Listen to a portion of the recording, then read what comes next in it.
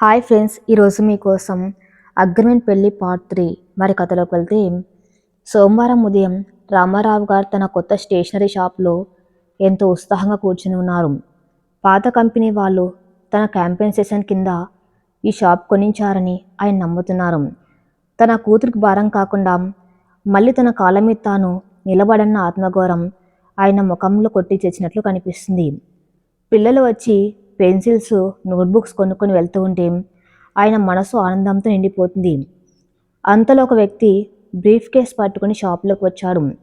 అతను register office నుంచి వచ్చిన ఏజెంట్. నమస్కారం అండి, మీరైనా రామారావు గారంటే అని అడిగాడు ఆ ఏజెంట్. అవును బాబు, నేనే, ఏంటి సంగతి అని అడిగారు రామారావు గారు. ఏం లేదండి, ఈ షాప్ రిజిస్ట్రేషన్ పేపర్స్ మీద మీ సంతకం కావాలి.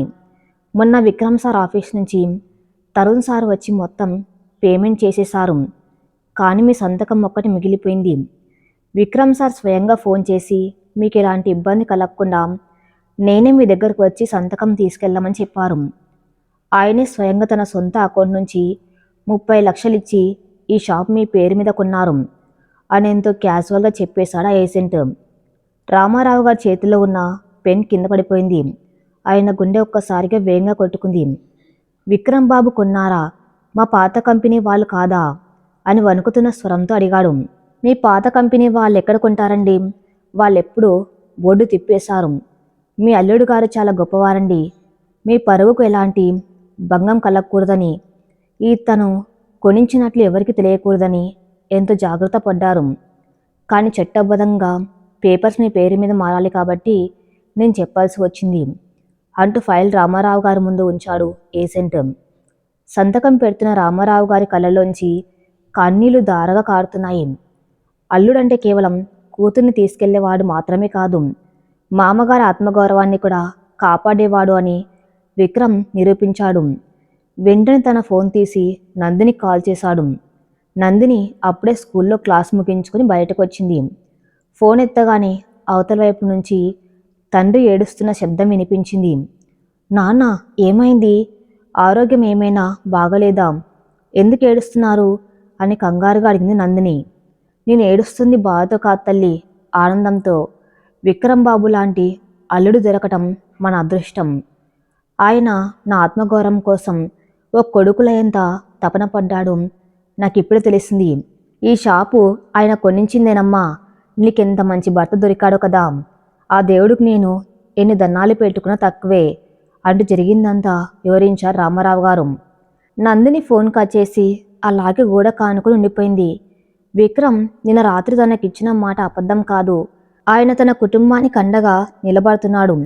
నాన్నగారు ఆత్మగౌరవం దెబ్బతినకూడదని ఆయన ఎంతలా ఆలోచించారంటే ఆ కాఠిన్యం వెనుక ఇంత సున్నితమైన మనసు ఉందా అనుకుంటూ కన్నీళ్లు తుడుచుకుంది. విక్రమ్ పట్ల ఆ మనసులో ఉన్న ఆరాధన రెట్టింపైంది. ఆ సాయంత్రం విక్రమ్ ఆఫీస్ నుంచి ఇంటికి వచ్చేసరికి నందిని హాల్లోనే ఎదురు చూస్తుంది. ఆమె కళ్ళు ఏడ్చి ఏడ్చి ఎర్రబడి ఉన్నాయి. విక్రమ్ ఆమెను చూడగానే కంగారుగా దగ్గరకు వచ్చాడు. నందిని, ఏమైంది? ఎందుకు ఏడుస్తున్నావు? ఎవరైనా ఏమైనా అన్నారా అని ఆమె భుజాలు పట్టుకుని అడిగాడు. నందిని మౌనంగా ఆయన కళ్ళల్లోకి చూసి అకస్మాత్తుగా వంగి ఆయన పాదాలకు నమస్కరించబోయింది. విక్రమ్ ఉలిక్కిపడి వెంటనే ఆమెను పైకి లేపాడు. ఏంటి పిచ్చి పని? ఏం జరిగిందో చెప్పు ముందు అన్నాడు కాస్త కోపంగా. కానీ అందులో శ్రద్ధ ఉంది. మా నాన్నగారి షాపు గురించి నాకు తెలిసింది. ఆయన ఆత్మగౌరవం కోసం మీరు చేసిన ఈ సహాయానికి నేను జీవితాంతం మీకు బానిసగా ఉన్న మీ రుణం తీర్చుకోలేను. ఒకప్పుడు నేను నా శరీరాన్ని మాత్రమే మీకు అమ్మననుకున్నాను, కానీ ఇప్పుడు నా ప్రాణాన్ని కూడా మీకు ఇష్టంగా రాసిచ్చేస్తున్నాను. థ్యాంక్ యూ సో మచ్ అంటూ ఆయన గుండెల మీద తలపెట్టి వెక్కి వెక్కి ఏడ్చింది నందిని. విక్రమ్ మొదటిసారి ఆమెను తన చేతుల్లోకి తీసుకుని ఎంతో ఆప్యాయంగా ఆమె తల నిమిరాడు. ఇన్నాళ్ళు ఒక ఒప్పందం భయంతో వణికిపోయిన ఆమె ఇప్పుడు కేవలం ఒక కృతజ్ఞతతో, ప్రేమతో తన గుండెల మీద వాలిపోయింది. ఆ స్పర్శ అతనికి అమృతంలా అనిపించింది. పిచ్చిదానా, నేను చేసింది ఒక వ్యాపారిగా కాదు, ఓ కొడుగ్గా. ఆయన కొడుకు లేడు కదా, ఆ లోటు నేను తీర్చాననుకో. అయినా మన మధ్య ఈ కృతజ్ఞతలు, బానిస లాంటి పెద్ద పెద్ద మాటలెందుకు? నేను నీ వాణ్ణి కదా అన్నాను నెమ్మదిగా. నా వాణ్ణి ఆ పదం నందిని మనసులో ఒక మధురమైన అలజడి సృష్టించింది. తలెత్తి ఆయన కళ్ళలోకి చూస్తుంది.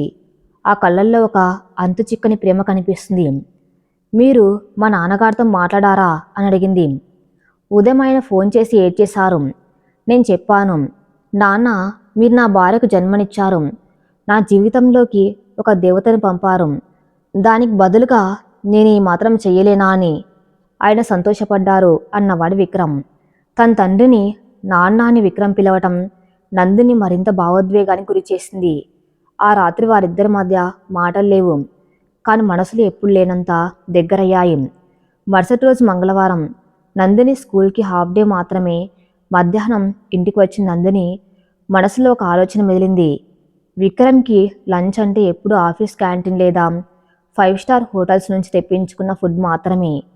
తన చేత్తో ఆయనకి ఇష్టమైన బెండకాయ ఫ్రై, పప్పు, టమాటో రసం చేసి స్వయంగా ఆఫీస్కి తీసుకువెళ్ళి సర్ప్రైజ్ చేయాలనుకుంది. ఎంతో ప్రేమగా వంట చేసి హాట్ బాక్స్లో పెట్టి ఆటోలో బంజారా హిల్స్లోని విక్రమ్ ఆఫీస్కి బయలుదేరింది. విక్రమ్ ఆఫీస్ చాలా పెద్దది. గ్లాస్ డోర్సు కార్పొరేట్ లుక్తో అదరగొడుతుంది. రిసెప్షన్ దగ్గర ఉన్న అమ్మాయి నందిని గుర్తుపట్టింది. గుడ్ ఆఫ్టర్నూన్ మ్యామ్, సార్ క్యాబిన్లోనే ఉన్నారు, మీరు వెళ్ళొచ్చు అని దారి చూపించింది. నందిని సంతోషంగా లంచ్ బాక్స్ పట్టుకుని విక్రమ్ క్యాబిన్ వైపు నడిచింది. క్యాబిన్ తలుపు కాస్త తెరిచి ఉంది. ఆమె లోపలికి అడుగు పెట్టబోతూ ఒక్కసారిగా ఆగిపోయింది. లోపల విక్రమ్ ముందున్న కుర్చీలో ఒక మోడ్రన్ అమ్మాయి కూర్చుని ఉంది. ఆమె పేరు సోనియా, విక్రమ్కి పాత బిజినెస్ పార్ట్నర్. ఒకప్పుడు విక్రమ్తో చనువుగా ఉండడానికి ప్రయత్నించిన వన్ సైడ్ లవర్ కూడా. సోనియా వేసుకున్న బట్టలు, ఆమె మాట్లాడుతున్న తీరు చాలా అసభ్యకరంగా ఉన్నాయి. ఆమె విక్రమ్ చేయి పట్టుకుని మాట్లాడుతూ నవ్వుతుంది. కమాన్ విక్రమ్, నువ్వు పెళ్లి చేసుకున్నావని విన్నప్పుడు నేను షాక్ అయ్యాను. ఆ తర్వాత తెలిసింది అదొక అగ్రిమెంట్ మ్యారేజ్ అని. నీ నానమ్మ కోసం ఒక మిడిల్ క్లాస్ అమ్మాయికి ₹1,00,00,000 ఇచ్చి కొనుక్కున్నావట కదా. ఎంతైనా నీకు ఎమోషన్స్ లేవు, అంత బిజినెస్సే. నా దగ్గరకు వస్తే నేను ఫ్రీగా నటించేదాన్ని కదా బేబీ అంది సోనియా వెటకారంగా. తలుపు వెనక ఉన్న నందిని గుండె పగిలి ముక్కలేనట్లు అయింది. ఆమె కాళ్ళు వణకటం మొదలుపెట్టాయి. ఆ మాటలు ఆమె చెవుల్లో సీసం పోసినట్టుగా అనిపించాయి. విక్రమ్ ఈ అగ్రిమెంట్ గురించి బయట వాళ్ళకు కూడా చెప్పాడా? తన పరువు ఏమైపోవాలి? ఆమె విక్రమ్ సమాధానం కోసం ఊపిరి బిగపట్టి ఎదురుచూస్తుంది. విక్రమ్ సోనియా చేయి విదిలించుకుని సీరియస్గా అన్నాడు, మైండ్ యువర్ లాంగ్వేజ్ సోనియా. అవును, అది ఒక అగ్రిమెంటే, ఒక బిజినెస్ డీల్ అనుకో. She serve her purpose and I paid for it. అంతేకాని నీలా ప్రతి వాడి దగ్గరకు వెళ్ళి నటించి క్యారెక్టర్ కాదామెది. నా అగ్రిమెంటు నా పర్సనల్ లైఫ్ గురించి మాట్లాడే అర్హత నీకు లేదు. Just do your business and get out of my office అని గట్టిగా అరిచాడు. విక్రమ్ ఉద్దేశం సోనియాను అవమానించటం, తన పర్సనల్ లైఫ్ గురించి ఆమె మాట్లాడకూడదని వార్నింగ్ ఇవ్వటం. కానీ బయట నిలబడిన నందినికి వినిపించిన మాటలు వేరు. అదొక అగ్రిమెంటే, ఒక business deal. She served her purpose. Nandini కళ్ళల్లో నీళ్లు ఉబ్బికాయి. ఆమెకు నిన్న రాత్రి జరిగిన సంఘటన, ఆయన చూపించిన ప్రేమ అంతా ఒక నాటకంలా అనిపించింది. నేను ఆయన దృష్టిలో ఇంకా ఆ ₹1,00,00,000 అగ్రిమెంట్ వస్తువునేనా? ఆయన బయట వాళ్ల ముందు నన్ను ఇలా చులకన చేసి మాట్లాడుతున్నారా అన్న బాధ ఆమెను ఉక్కిరి బిక్కిరి చేసింది. చేతిలో ఉన్న లంచ్ బాక్స్ని అక్కడే ఉన్న ఒక ప్యూన్ చేతిలో పెట్టి ఏడ్చుకుంటూ వేగంగా ఆఫీస్ నుంచి బయటకు వెళ్ళిపోయింది నందిని. క్యాబిన్లో విక్రమ్ కోపంగా లేచి నిలబడ్డాడు. సోనియా, మళ్ళీ నా ఆఫీస్ కానీ నా ఎదురుగా కానీ కనిపించావంటే రిజల్ట్ చాలా దారుణంగా ఉంటుంది. నందిని నా భార్య, నా అగ్రిమెంట్ కాదు, నా ప్రాణం. గెట్ లాస్ట్ అని అరిచాడు. సోనియా భయపడి తన బ్యాగ్ తీసుకుని వేగంగా బయటకు వెళ్ళిపోయింది. విక్రమ్ తల పట్టుకుని కుర్చీలో కూర్చున్నాడు. ఈ అగ్రిమెంట్ విషయం సోనియాకి ఎలా తెలిసింది? బహుశా అప్పుడు రిజిస్టర్ ఆఫీసులో లాయర్ల ద్వారా లీక్ అయి ఉంటుందా? నందినికి ఈ విషయం తెలిస్తే ఎంత బాధపడుతుందా అని అతనికి టెన్షన్ మొదలైంది. అప్పుడే క్యాబిన్లోకి ప్యూన్ వచ్చి ఒక లంచ్ బాక్స్ టేబుల్ మీద పెట్టాడు. ఏంటిది అని అడిగాడు విక్రమ్. సార్, ఇప్పుడే మీ మిస్సెస్ నందిని మేడం గారు వచ్చారు, మీకు ఈ క్యారేజ్ తెచ్చారు. ఆమె ఎందుకో తలుపు దగ్గర ఆగిపోయి ఇందాక కళ్ళెమ్మటి నీళ్లతో ఈ బాక్స్ నా చేతికిచ్చి వెళ్ళిపోయారు సార్ అని చెప్పాడు ప్యూను. విక్రమ్కి ఒక్కసారిగా చెమటలు పట్టాయి. నందిని ఇక్కడికి వచ్చిందా? తలుపు దగ్గరే ఉందా? అంటే సోనియాతో తను మాట్లాడిన మాటలు ఆమె వినేసి ఉంటుందా? తను సోనియా నోరు మూయించడానికి అగ్రిమెంట్ గురించి ప్రస్తావించాడు. కానీ నందిని దాన్ని అపార్థం చేసుకుని ఉంటుంది. ఆమె హృదయం ఎంత ముక్కలే ఉంటుందో ఊహించుకుంటేనే అతని ప్రాణం పోయినంత పనైంది. షాట్, నేనెంత పెద్ద తప్పు చేశాను. ఆమె నన్ను ఇప్పుడిప్పుడే నమ్ముతుంది. ఆ నమ్మకాన్ని నా చేతులతో నేనే చెడగొట్టుకున్నాను అని తన్ను తాను తిట్టుకుంటూ వెంటనే కారు కీస్ తీసుకొని ఇంటికి పరిగెత్తాడు. ఇంట్లో నందిని తన గదిలో నేల మీద కూర్చుని కుమిలి కుమిలి ఏడుస్తుంది. ఆ బుర్రలో ఒకటే ఆలోచన, ప్రేమ అనేది ప్రపంచంలో అతి పెద్ద అబద్ధమని ఆయన చెప్పింది నిజమే. ఆయన చూపించిన ఆప్యాయత నా శరీరం మీద వ్యామోహంతోనో లేదా ఆయన నాన్నమ్మ ముందు నేను ఆడిన నాటకానికి బహుమతిగానో ఉండి ఉంటుంది. నా స్థానం ఆ అగ్రిమెంట్ కాగితాల వరకే. ఆమె తన సూట్ కేసు తీసుకుని బట్టలు సర్దటం మొదలుపెట్టింది. ఒప్పందం ప్రకారం ఆమె ఒక సంవత్సరం పాటు ఇంట్లో ఉండాలి. కానీ బయట ప్రపంచం ముందు తన్ని ఒక వస్తువులు అమ్ముకున్నట్లు చులకనగా మాట్లాడే మనిషితో తనిక ఒక్క క్షణం కూడా ఉండలేనని నిర్ణయించుకుంది. ₹1,00,00,000 ఎలాగోలా తిరిగి ఇచ్చేయాలి. కానీ తన ఆత్మగౌరవాన్ని చంపుకోకూడదు అని అనుకుంది.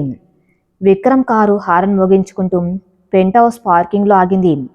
లిఫ్ట్ కోసం కూడా వెయిట్ చేయకుండా మెట్లు పరిగెత్తుకుంటూ పైకి వచ్చాడు. తలుపు తీసుకొని లోపలికి రాగానే హాల్లో తన చిన్న సూట్ కేసుతో గుమ్మం వైపు నడుస్తున్న నందిని చూశాడు. నందిని అని గట్టిగా అరిచాడు విక్రమ్. ఆమె ముందు వెళ్ళి నిలబడ్డాడు. నందిని కళ్ళు ఎర్రబడి ఉన్నాయి. ఆ ముఖంలో ఎప్పుడూ ఉండే ఆ స్వచ్ఛమైన నవ్వు లేదు. ఒక రకమైన శూన్యం, అసహ్యం ఉన్నాయి. ఆమె విక్రమ్ కళ్ళలోకి చూడకుండా పక్కకు తప్పుకొని వెళ్ళబోయింది. విక్రమ్ ఆమె చేయి పట్టుకున్నాడు. ఎక్కడికి వెళ్తున్నావు? ఎందుకు ఆ సూట్ కేసు అని అడిగాడు వణుకుతున్న గొంతుతో. నందిని ఒక్క ఉదుటిన తన చేయి విడిపించుకుంది. నన్ను పట్టుకోకండి సార్. మీ అగ్రిమెంట్లో నా శరీరం మీ అవసరాలకు వాడుకోవచ్చని ఉంది, కానీ నా మనసుతో నా ఆత్మగౌరవంతో ఆడుకునే హక్కు మీకు లేదు. మీరు నన్ను ఒక బిజినెస్ డీల్గానే చూస్తున్నప్పుడు ఆ డీల్కు సంబంధించిన వస్తువుని నలుగురిలో చులకన చేసి మాట్లాడుతున్నప్పుడు నేను ఈ ఇంట్లో ఉండవలసిన అవసరం లేదు. మీకు ₹1,00,00,000 నేను అడుక్కునైనా సరే తిరిగి ఇచ్చేస్తాను. దయచేసి నన్ను వెళ్ళనివ్వండి అంది కన్నీళ్లు ఆపుకుంటూ. ఆ మాటలకు విక్రమ్ గుండెల్లో రంపంతో కోసినట్లు అనిపించింది. ఆమె నోటి నుంచి మళ్ళీ సారనే పదం వచ్చింది. వాళ్ళ మధ్య ఉన్న దూరం మళ్ళీ మొదటికి వచ్చిందని అతనికి అర్థమైంది. నందిని, ప్లీజ్ నా మాట విను. నువ్వక్కడ విన్నది సగం మాత్రమే. సోనియా నీ గురించి తప్పుగా మాట్లాడుతూ ఉంటే ఆమెకు సమాధానం చెప్పడానికి, ఆమె నోరు మూయించడానికి మాత్రమే నేను అలా మాట్లాడాను. నా ఉద్దేశం నిన్ను కించపరచడం కాదు అంటూ ఆమె భుజాలు పట్టుకోవడానికి ప్రయత్నించాడు. కానీ నందిని వెనక్కి తగ్గింది. కానీ మీరన్నది నిజమే కదా సామ్. నేను ఒక పర్పస్ కోసమే కదా మీ జీవితంలోకి వచ్చాను. నానమ్మ గారి ముందు భార్యగా నటించాను. మీ శారీరక కోరికలు తీర్చాను. నా పర్పస్ అయిపోయింది. నేను మీకెప్పుడు ఒక భార్యని కాదు, ఒక మనిషిని కాదు, కేవలం కొనుక్కున్న వస్తువునే. ఇదిగోండి ఈ మంగళసూత్రం. దీనికి ఎలాగూ విలువలేదు కదా అంటూ తన మెల్లోని తాళిని తీయబోయింది. ఆ క్షణం విక్రమ్లోని భయం కట్టలు తెంచుకుంది. ఆమె తాళి తీయబోతుందన్న చేతిని తన 2 చేతులతో గట్టిగా పట్టుకున్నాడు. అతని కళ్ళల్లోంచి మొదటిసారి కన్నీళ్లుబుకాయి. నందిని, దయచేసి ఆ మాట అనకు. నా ప్రాణం పోయిన ఆ తాళిని నీ మెల్లోంచి తీయనివ్వను. నువ్వు నా అగ్రిమెంట్ కాదు నందిని. నువ్వు నా ప్రాణం. నువ్వు నా అవసరం కాదు, నా అదృష్టం.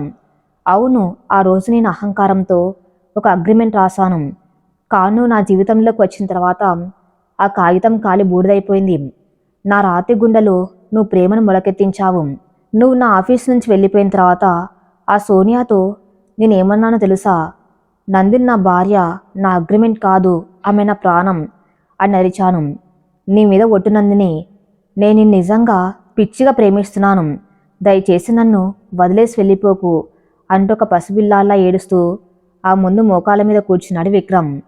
6 అడుగుల అజానుబాహుడు, కోట్ల ఆస్తిపాస్తులు ఉన్న ఒక బిజినెస్ టైకూన్ తన ప్రేమ కోసం తన తప్పును క్షమించమని తన ముందు మోకారిల్లి ఏడుస్తూ ఉంటే నందిని కరిగిపోయింది.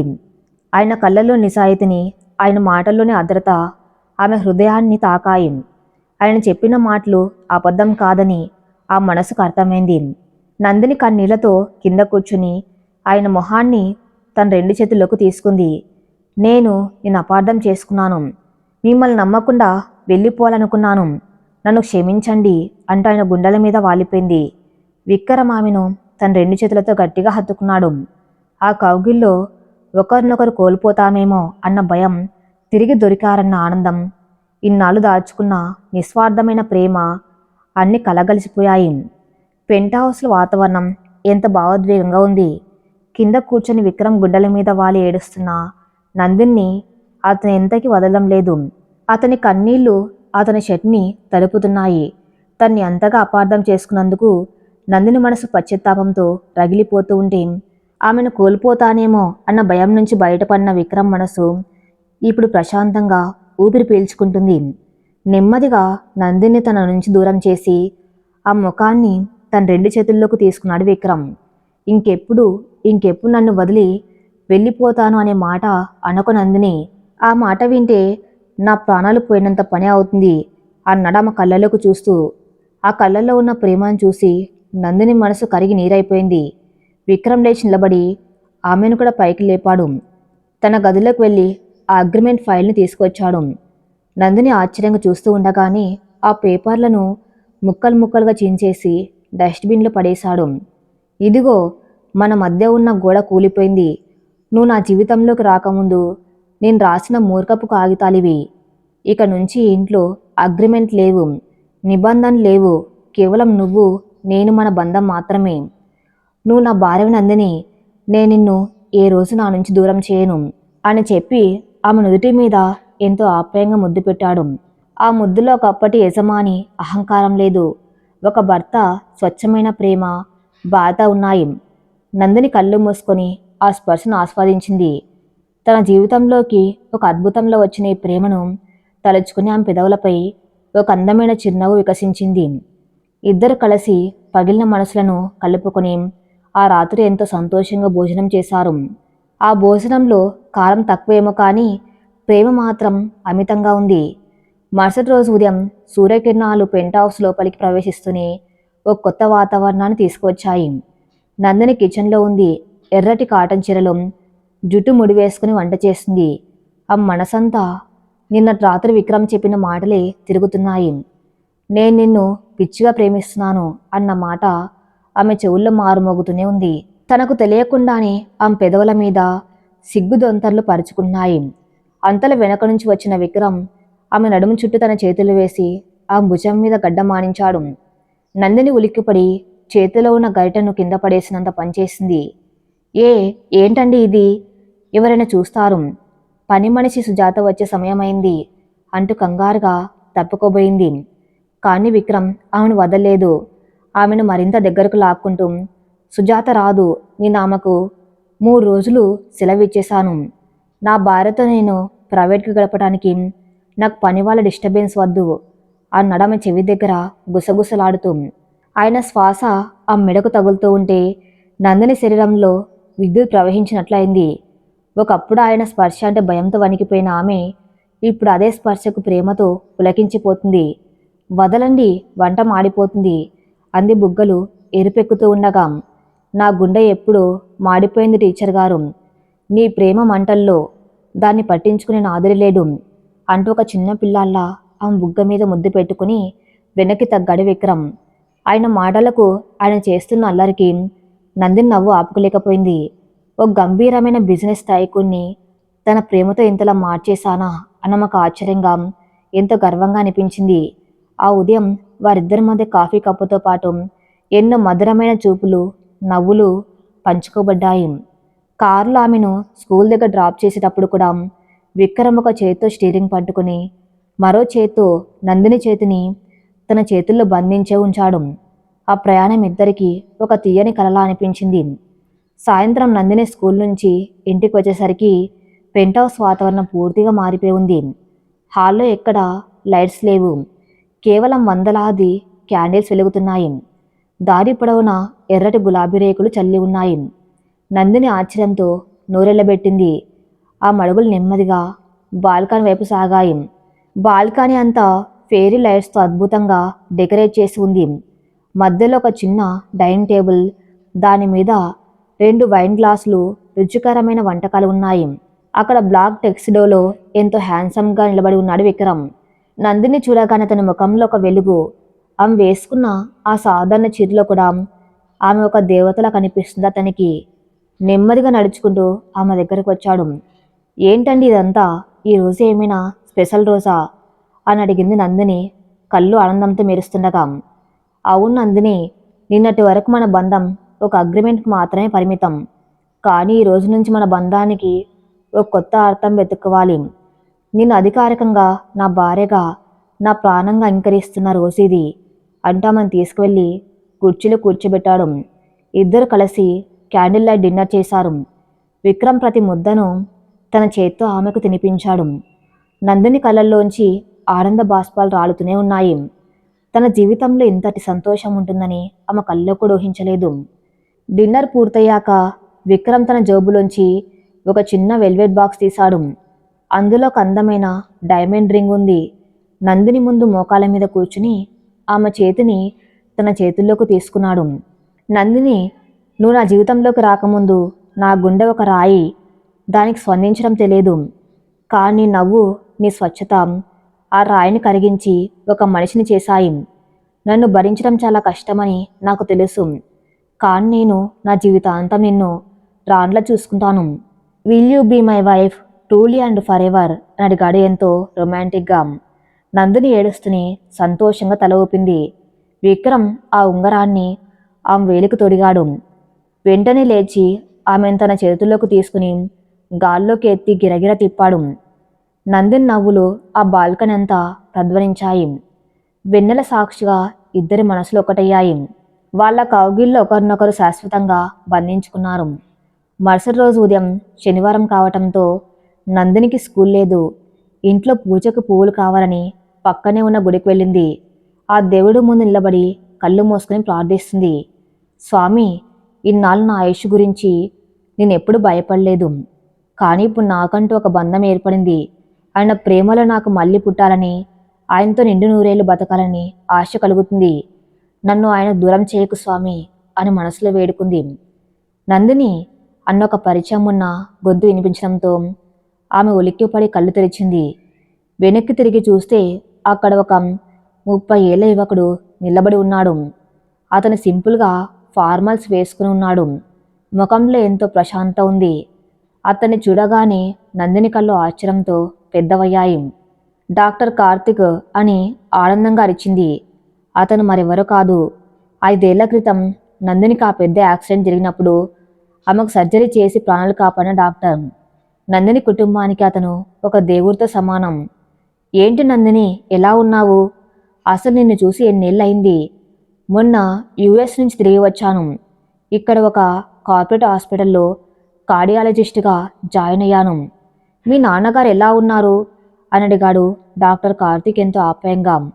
నందిని సంతోషంగా, నాన్నగారు బాగున్నారండి. మొన్న ఆయనకు కూడా సర్జరీ అయింది.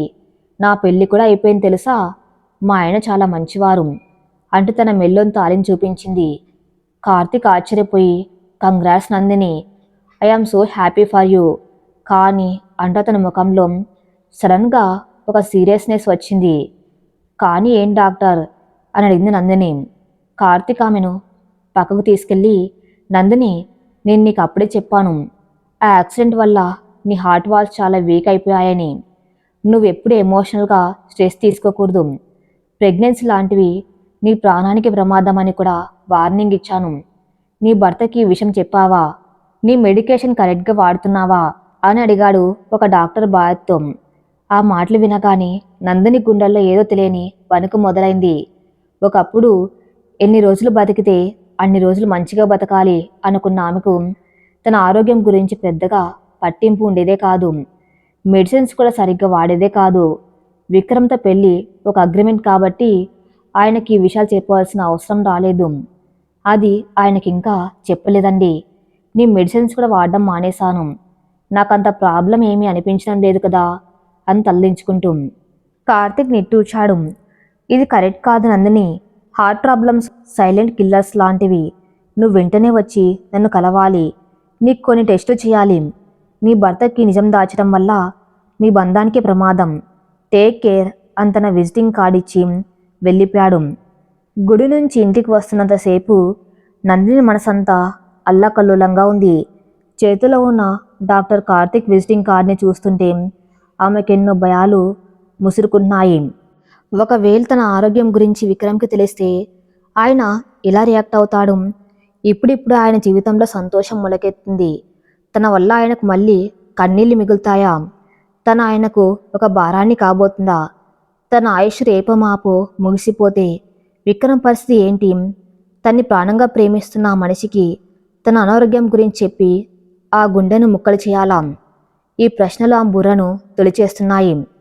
ఇంటికి చేరుకునేసరికి ఆమెకు తల తిరుగుతున్నట్లు అనిపించింది. గుండెలో చిన్నపాటి నొప్పి. డాక్టర్ కార్తిక్ అన్న మాటలు నిజమవుతున్నాయా? ఆమె సోఫాలో అలాగే కూర్చుండిపోయింది. అప్పుడే విక్రమ్ తన ఆఫీస్ పని ముగించుకుని బయటకు వచ్చాడు. నందిని డల్గా కూర్చుని ఉండటం గమనించి కంగారుగా మా దగ్గరకు వచ్చాడు. ఏమైంది నందిని? ముఖం అలా పాలిపోయి ఉందేంటి? ఒంట్లో బాగులేదా అంటూ ఆమె నుదుటి మీద చేయి వేశాడు. ఆయన స్పర్శ తగలగానే నందిని ఆయన్ను గట్టిగా వాటేసుకుంది. తన అనారోగ్యం నిజమని తెలిస్తే ఈ కౌగిల్ ఎక్కడ దూరం అవుతుందో అన్న భయంతో ఆమె కళ్ళల్లో నీళ్లు తిరిగాయి. ఏం లేదండి, కొంచెం తలనొప్పిగా ఉంది. మీతో ఇలా ఉంటే తగ్గిపోతుంది అని అబద్ధం ఆడింది నందిని, తన కన్నీళ్లను ఆయన షర్ట్లో దాచేస్తూ. విక్రమ్ నవ్వి, అవునా, నా కౌగిలికి అంత పవర్ ఉందన్నమాట. సర్లే, నువ్వు రెస్ట్ తీసుకో, ఈరోజు లంచ్ నేను ఆర్డర్ చేస్తాను అంటూ ఆమె నెమ్మదిగా సోఫాలో పడుకోబెట్టి దుప్పటి కప్పాడు. నందిని కళ్ళు మూసుకొని పడుకుంది. కానీ ఆ మనసులో ఒక పెద్ద తుఫాను మొదలైంది. విక్రమ్కి నిజాన్ని ఎలా చెప్పాలి? అసలు చెప్పాలా వద్దా? తన గతం, తన అనారోగ్యం, ఇవన్నీ విక్రమ్తో తనకునే స్వచ్ఛమైన ప్రేమ ప్రయాణానికి అడ్డుకట్ట వేస్తాయా? సోమవారం ఉదయం పెయింట్ హౌస్ ఎప్పటిలాగే ప్రశాంతంగా ఉంది. కానీ నందిని మనసులో మాత్రం ఒక పెద్ద తుఫాను చెలరేగుతుంది. శనివారం గుళ్ళో డాక్టర్ కార్తిక్ చెప్పిన మాటలు ఆమె నిద్రపోనివ్వటం లేదు. తన ఆరోగ్యం గురించి నిజం తెలుసుకోవాలంటే ఈరోజు ఖచ్చితంగా హాస్పిటల్కి వెళ్ళాలి. కానీ విక్రమ్కి ఈ విషయం ఏమాత్రం తెలియకూడదు. తెలిస్తే ఆయన కంగారు పడిపోతారు. తను ఒక క్షణం కూడా వదిలి ఉండరు. నందిని అద్దం ముందు నిలబడి రెడీ అవుతుంది. ముఖంలో ఉన్న అలసట, కళ్ళ కింద వలయాలు ఆమె నిద్రలేని రాత్రికి సాక్ష్యంగా నిలుస్తున్నాయి. ముఖం కడుక్కొని కొద్దిగా పౌడర్ రాసుకుని ఆ అలసటను కప్పుచ్చే ప్రయత్నం చేసింది. అప్పుడే స్నానం చేసి బయటకు వచ్చిన విక్రమ్ టవల్తో జుట్టు తుడుచుకుంటూ ఆ వెనకాల వచ్చి నిలబడ్డాడు. అద్దంలోంచి ఆ ముఖాన్ని చూస్తూ తన చేతులను ఆమె నడుము చుట్టూ వేశాడు. గుడ్ మార్నింగ్ నా రాణిగారు. ఈరోజు నా భార్య ముఖంలో ఎప్పుడు ఉండే ఆ స్వచ్ఛమైన నవ్వు ఏది? ఎందుకో చాలా డల్గా కనిపిస్తున్నావు అని ఆమె బుగ్గను మృదువుగా ముద్దాడుతూ అడిగాడు. ఆయన స్పర్శ తగలగానే నందిని గుండె ఒక్కసారిగా వేగంగా కొట్టుకుంది. తన అనారోగ్యం నిజమైతే ఈ ఆప్యాయతకు తాను దూరమైపోవలసి వస్తుందేమో అన్న భయం ఆమెను వణికించింది. కానీ ఆ వణుకును బయట పనియకుండా ఒక చిన్న నవ్వు నవ్వింది. ఏం లేదండి, నిన్న రాత్రి సరిగ్గా నిద్రపట్టలేదు అంతే. ఈరోజు స్కూల్లో పిల్లలకు ఎగ్జామ్స్ ఉన్నాయి. నేను కొంచెం త్వరగా వెళ్ళాలి.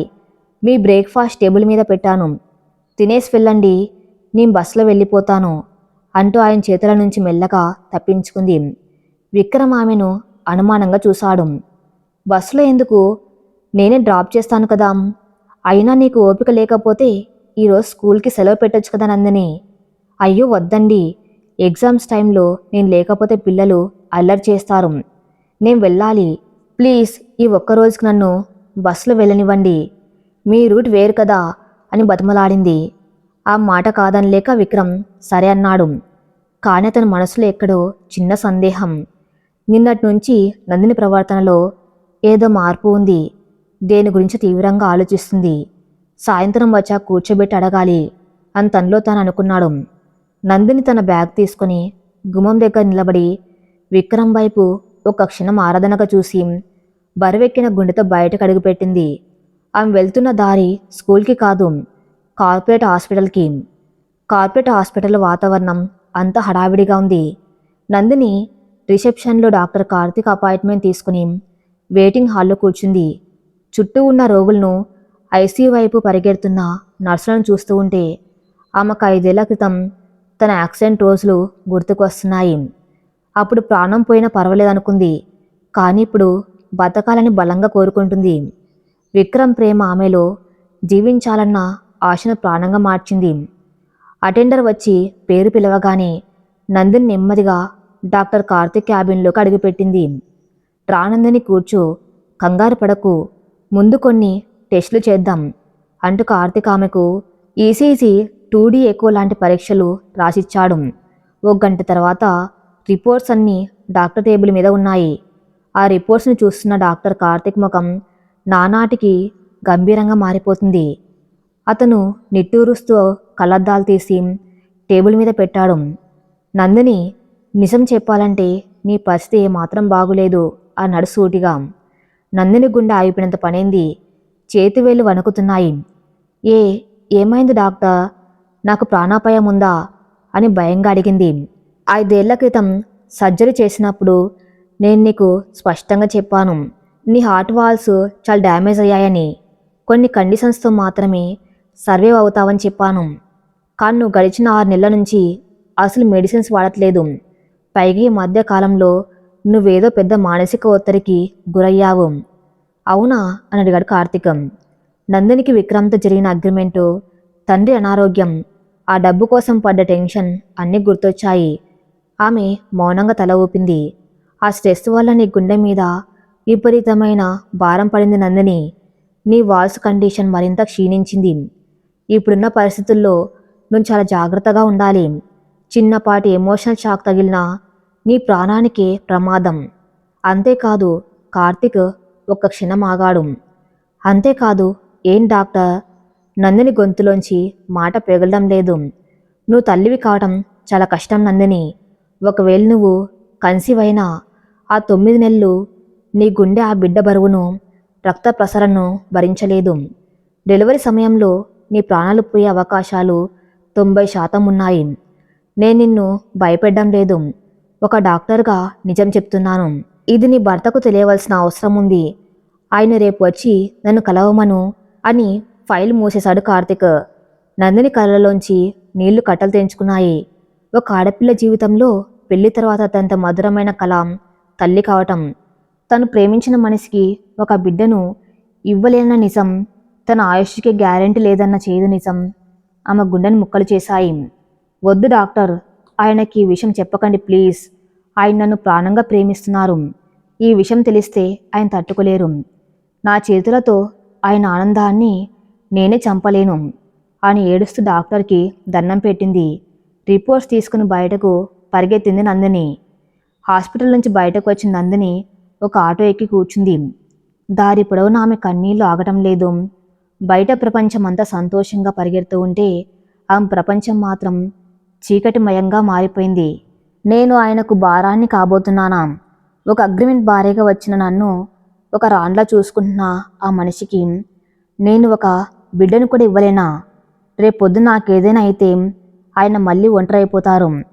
ఆయనకు ప్రేమ అంటేనే ద్వేషం. ఇప్పుడు నా మీద పెంచుకున్న ప్రేమ రేపు నన్ను కోల్పోతే ఆయన్ను పిచ్చివాణ్ణి చేస్తుంది. నేను ఆయనకు అన్యాయం చేస్తున్నాను అని ఆ మనసు ఘోషిస్తుంది. మధ్యాహ్నం 2 గంటలకు నందిని పెంట్ హౌస్కి చేరుకుంది. కళ్ళు తుడుచుకొని ముఖం కడుక్కుని ఎప్పట్లాగే ఒక నవ్వుల ముసుగు వేసుకుని లోపలికి అడుగుపెట్టింది. ఆశ్చర్యంగా విక్రమ్ అప్పటికే ఇంట్లో ఉన్నాడు. అతను ల్యాప్టాప్ ముందు కూర్చుని వర్క్ చేస్తున్నాడు. నందిని చూడగానే ల్యాప్టాప్ పక్కనే పెట్టి ఎదురొచ్చాడు. ఏంటి మేడం, ఈరోజు స్కూల్ నుంచి త్వరగా వచ్చేసారు? ఎగ్జామ్స్ అయిపోయాయా అని నవ్వుతూ అడిగాడు. నందిని ఆయన ముఖం చూడలేకపోయింది. అవునండి, అయిపోయాయి అంటూ గదిలోకి వెళ్ళబోయింది. విక్రమ్ ఆమె చేయి పట్టుకుని ఆపాడు. ఆ ముఖంలోకి తీక్షణంగా చూశాడు. కళ్ళు ఎర్రబడి ఉన్నాయి, పెదాలు వణుకుతున్నాయి. అతనేమనకుండా ఆమెను లాక్కుని తన సోఫాలో కూర్చోబెట్టాడు. వెళ్ళి ఒక గ్లాసు మంచినీళ్ళు తెచ్చి ఆమె చేతికిచ్చాడు. తాగవా అన్నాడు ఎంతో ప్రేమగా. నందిని ఆ నీళ్లు తాగుతూ ఉంటే విక్రమ్ ఆమె పక్కన కూర్చుని ఆమె తల నిమిరాడు. ఎందుకు నందిని నాతో అబద్ధం చెప్తున్నావు? ఉదయం నుంచి నువ్వు స్కూల్లో లేవని నాకు తెలుసు. నీ కళ్ళల్లో ఉన్న ఈ బాధ దేనికో నాకు తెలియదు, కానీ నువ్వేదో పెద్ద విషయం నా దగ్గర దాస్తున్నావని నా మనసుకు అర్థమవుతుంది. నేను నీకు అంత పరాయి వాడిని అయిపోయానా అని అడిగాడు చిన్నపాటి బాధతో కూడిన స్వరంతో. ఆయన మాటలకు నందిని గుండె పగిలిపోయింది. ఆ క్షణం ఆయన ఒళ్ళో పడి జరిగిందంతా చెప్పేలనిపించింది. కానీ ఆయన భవిష్యత్తు, ఆయన ఆనందం గుర్తువచ్చి ఆగిపోయింది. అలాంటిదేం లేదండి. ఈరోజు మా క్లాస్లో ఒక పాపకి సడన్గా ఒంట్లో బాగోలేకపోతే నేనే హాస్పిటల్కి తీసుకెళ్లాను. ఆ పాప వాళ్ళ అమ్మ నాన్నలు వచ్చేసరికి లేట్ అయింది. అందుకే స్కూల్కి వెళ్ళకుండా నేరుగా హాస్పిటల్లోనే ఉండిపోవాల్సి వచ్చింది. ఆ పాప బాధ చూసి నాకేడుపు వచ్చింది అంతే అని ఎంతో కష్టపడి అబద్ధం ఆడింది నందిని. విక్రమ్ నిట్టూర్చాడు. ఓ అదా సంగతి. నువ్వే ప్రాబ్లంలో ఉన్నావు అని నేనెంత కంగారు పడ్డానో తెలుసా? సరే, ఆ పాపకి ఇప్పుడు బాగానే ఉంది కదా, నువ్వు వెళ్ళి కాసేపు పడుకో. సాయంత్రం మనం బయటకు వెళ్ళాలి. నీకొక సర్ప్రైజ్ ఉంది అని ఆమె నుదుటిపై ముద్దు పెట్టి వెళ్ళిపోయాడు. నందిని తన గదిలోకి వెళ్ళి తలుపు వేసుకుని అద్దం ముందు నిలబడి తన ప్రతిబింబాన్ని చూసుకుంటూ వెక్కి వెక్కి ఏడ్చింది. ఆయనకు అబద్ధాలు చెప్పే పరిస్థితి వస్తుందని నేనెప్పుడూ అనుకోలేదు దేవుడా. నా కర్మ నన్ను ఇలా వెంటాడుతుందెందుకు? అంతంతలరాతను దూషించుకుంది. సాయంత్రం 5 గంటలు విక్రమ్ నందిని తీసుకుని తన కారులో బయలుదేరాడు. దారిలో విక్రమ్ ఒక నల్లటి గుడ్డ తీసుకుని నందిని కళ్ళకు గంతులు కట్టాడు. ఎక్కడికి తీసుకెళ్తున్నారు నన్ను అని అడిగింది నందిని కంగారుగా.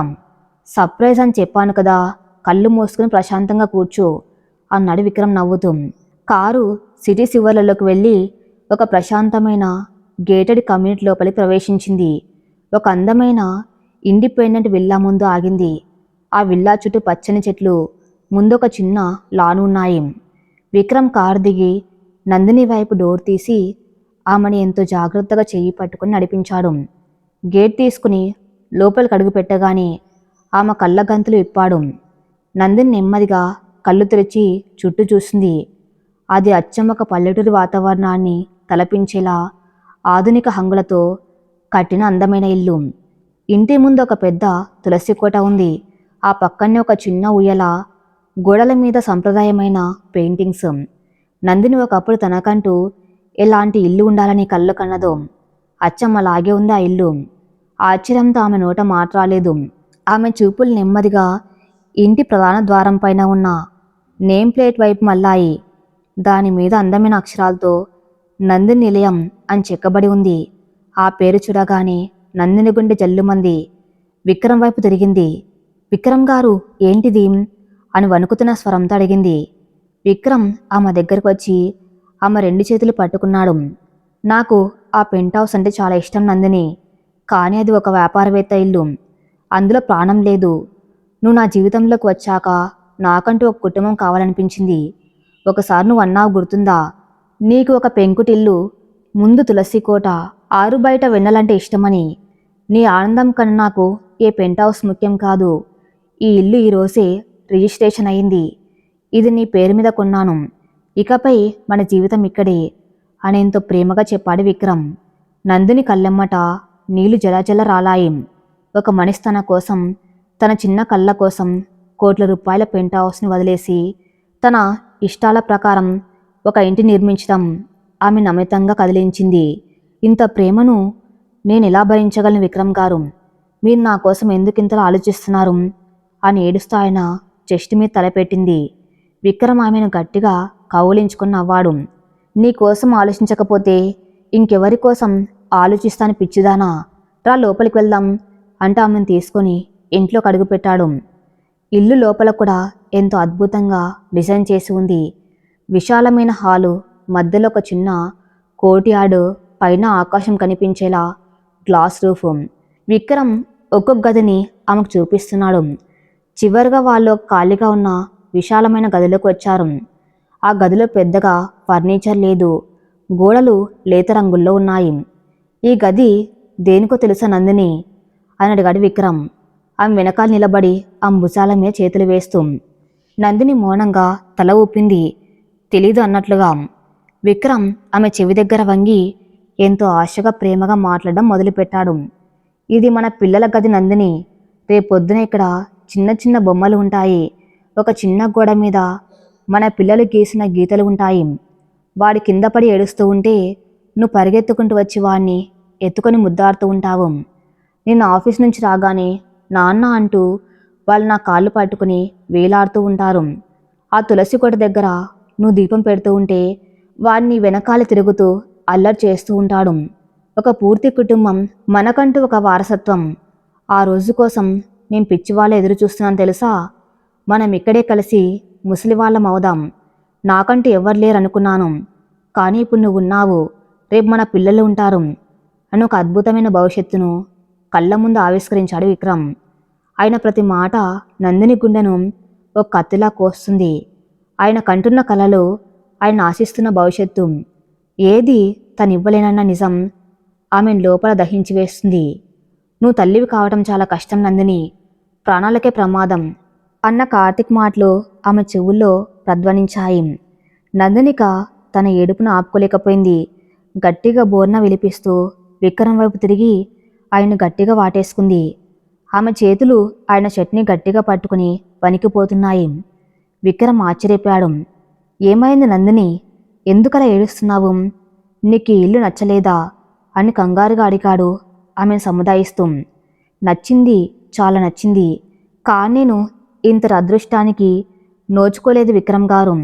మీరు నాకు ఇస్తున్న ఈ ప్రేమకు నేను అర్హురాల్ని కాదు అంది వెక్కి వెక్కి ఏడుస్తూ. విక్రమ్ ఆమె తల్లి నిమురుతూ, పిచ్చిదానా, నువ్వు నా జీవితంలోకి రావటమే నా అదృష్టం. ఆనందంతో ఏడుస్తున్నావు అని నాకు అర్థమైందిలే. ఇక ఏడవకు. ఈ ఇంటికి రేపే గృహప్రవేశం చేద్దాం. మన కొత్త జీవితం ఇక్కడి నుంచే మొదలవుతుంది అని ఆమె నుదుటి మీద ముద్దు పెట్టాడు. ఆయనకు తన ఏడుపు వెనక ఉన్న అసలు కారణం తెలియదు. ఆ రాత్రి నందిని మనసు ఒక పెద్ద నిర్ణయం తీసుకునే దిశగా ప్రయాణిస్తుంది. ఆయనకు ఒక కుటుంబం కావాలి, వారసులు కావాలి. ఆ సంతోషాన్ని నేను ఆయనకి ఇవ్వలేను. నా జబ్బు ఆయన జీవితాన్ని ఒక ఆసుపత్రి చుట్టూ తిరిగేలా చేస్తుంది. నేను ఆయనకు భారం కాకూడదు. ఈ ప్రేమను, ఈ ఇంటిని, ఈ మనిషిని వదిలి నేను వెళ్ళిపోవాలి. అప్పుడే ఆయనకు ఒక అందమైన జీవితం దొరుకుతుంది అని గుండెను రాయి చేసుకుని మనసులో నిర్ణయించుకుంది నందిని. తన ప్రేమను కాపాడుకోవడం కోసం తను ప్రాణంగా భావించే విక్రమ్కి శాశ్వతంగా దూరమైపోవాలని ఆమె తీసుకునే నిర్ణయం వాళ్ళిద్దరి జీవితాల్లో ఎలాంటి పెను తుఫాను సృష్టించబోతుందో నెక్స్ట్ పార్ట్లో చూద్దాం. నెక్స్ట్ పార్ట్ కోసం నా ఛానల్ని ఫాలో అవుతూ ఉండండి. Thank you for listening.